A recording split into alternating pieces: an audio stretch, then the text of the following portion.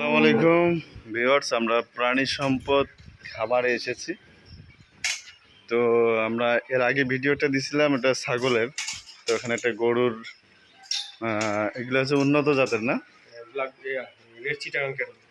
রে red Chittagong cattle RCC. এটা দেশি গরু, দেখতে তো মনে হয় যে একবারে সেই। খুবই মূল্য আছে, পুরাই লাল গরু, মানে প্রত্যেকটা গরু লাল, সবগুলাই লাল গরু। ও, তো লাল গরুর তো এমনি দাম বেশি আমরা যতটুকু জানি। তাহলে এগুলোর মূলত প্রধান খাদ্য কি? সব গরুরই প্রধান খাদ্য ঘাস, আর ঘাসের সাথে হালকা খড় এবং দানা ঘাস। ও, আর এটা খুব তাড়াতাড়ি বড় হয়ে যায় এই গরুগুলা। আর এর বৈশিষ্ট্য হলো যে এর বাচ্চা হয় খুব তাড়াতাড়ি। আর এর থেকে আপনার মানে ভালো করে লালন পালন করলে এর থেকে 4 থেকে আমাদের সর্বোচ্চ আমরা 10 লিটার পর্যন্ত দুধ পাইছি। তো এটা আর কি মানে দুধ এটা এবং মাংস উৎপাদনের জন্য খুবই, বিশেষ করে মানে এই গরুর চাহিদা মার্কেটে খুবই ভালো। আর এবং এটা দেশি গরু, এবং এটা দেশি গরু, রোগ খুবই কম। ও, আর এখানে আপনার পরিচালনার বিল, পরিচর্যার বিল হ্যাঁ, বা কস্ট এটাও খুবই কম আছে। আচ্ছা আচ্ছা। তাহলে এই যে গরুটা, এটা তো দেখতে ষাঁড় গরুর মতো দেখা যায়, কিন্তু এটা কি ষাঁড় গরু? না না, এটা গাভী এবং এটার চেহারা অনেক ভালো। গাভী, আর একটু প্রেগনেন্ট আছে তো। ও আচ্ছা আচ্ছা আচ্ছা, এটা দুইটাই। হ্যাঁ ও, এগুলোর বাচ্চাও এখানে হয় না? হ্যাঁ, ওই যে বাচ্চা, ছোট ছোট ওই বাচ্চা। যে ওইদিকে বাচ্চা। তাইলে তো এটা দেশি জাতের, এটা যে কেমনি বুঝবে এখন জনগণ? তো বুঝবে না যে এটা দেশি জাতের। এটা তাদেরকে বোঝাতে হবে। এটা আসলে চিটাগাংয়ের এদিকে মানে হিল ট্র্যাকে পাওয়া যাচ্ছে। ও, আর এটা সবগুলাই লাল। এর দেখেন মানে থুতনি থেকে শুরু করে হ্যাঁ হ্যাঁ, কান, পুরোটাই লাল। তারপর শিং, তারপর এমনকি লেজও লাল, এবং পায়ের খুরেও এখানে লাল লাল থাকে। আচ্ছা আচ্ছা আচ্ছা, মানে এটা আপনার ওই যে পাহাড়ি এলাকার আর কি। হ্যাঁ,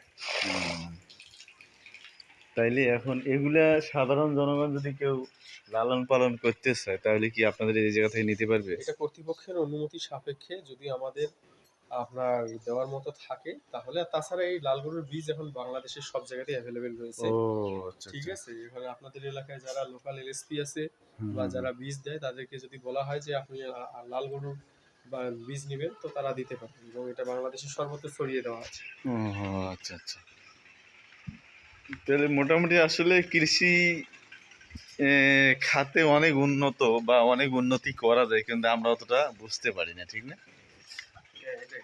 কৃষি খাত মনে করেন যে আপনার এই গরু ছাগল লালন পালনে প্রচুর লাভ। এই যে এই বাছুরটা, এটা কতদিন বয়স এটা? এটার এখন 1 বছর হয়ে গেছে। 1 বছর হয়নি? এটার দাম তো এখন অনেক হবে। হ্যাঁ, তাহলে 1 বছর হয়নি এই বাছুরগুলা, এটাতে কিরকম দাম আসতে পারে? এটার আসলে মার্কেটে মানে বিভিন্ন মার্কেটে, বাজার হ্যাঁ হ্যাঁ। কিন্তু এমনিতে লালন পালন করার জন্য অনেক সুন্দর, কিন্তু গরুগুলো দেখতে। এই 1 বছর হয়নি, এত বাছুর, এত বড় বড় গরু। এগুলো মানে আরো উন্নত জাতের আর কি। এটা মানে 1 বছর পার হয়েছে না? হুম। দেখতেও গরুগুলো সুন্দর, এবং সামন পিছন দুইটাই সমান। এখন কিছু কিছু প্রত্যেকটা গরু একই সাইজের।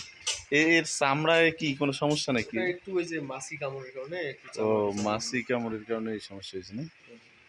তো ওষুধ টষুধ তো খাইলে মোটামুটি মানে রোগ বালাই একটু কম আর কি। হ্যাঁ, এই যে এগুলো অনেক বড়, এগুলো একটা করে ওজন আছে 450 কেজি, 450-500 কেজি ওজন একটা গরুর। অনায়াসে মার্কেটে 2 লাখ টাকার উপরে বিক্রি। এই গরুটা 2 লাখ টাকার উপরে দাম না? বলেন। হুম। তো যাই হোক, সম্মানিত ভিউয়ার্স, আমরা খামার পরিদর্শনে এসে আমরা নিজেও দেখলাম, আপনাদেরকেও দেখালাম। ভিডিওটি কেমন লাগলো অবশ্যই কমেন্ট করবেন, আর লাইক করবেন, শেয়ার করতে ভুলবেন না। আর আপনারা কে কোথা থেকে দেখছেন অবশ্যই জানাবেন। আর এই কৃষি খামার পরিদর্শনে এসে আমরা ভিডিওটা করলাম। তো এই কৃষি খামারটা হচ্ছে রাজশাহী, না? রাজশাহী রাজাবাড়ি প্রাণী সম্পদ অধিদপ্তর ইনস্টিটিউট। তো আপনারা যদি এই গরুগুলো লালন পালন করেন, তো এগুলো দেশি জাতের, যদিও চিটাগাং পাহাড়ি এলাকার। তো এটার কিন্তু পা থেকে পুরো বডি লাল। আপনারা জানেন যে লাল গরুর দাম এমনিতেই বেশি। আর এই গরুগুলো যদি আপনারা লালন পালন করেন, তাহলে মোটামুটি একটা ভালো প্রফিট করতে পারবেন।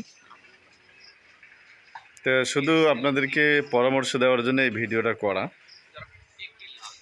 তো যাই হোক, ধন্যবাদ সকলকে ভিডিওটি শুরু থেকে শেষ পর্যন্ত দেখার জন্য। আর যারা আমার চ্যানেলে নতুন অবশ্যই সাবস্ক্রাইব করবেন, আর যারা অলরেডি সাবস্ক্রাইব করেছেন তাদেরকে অসংখ্য ধন্যবাদ জানিয়ে ভিডিওটি শেষ করছি। আসসালামু আলাইকুম।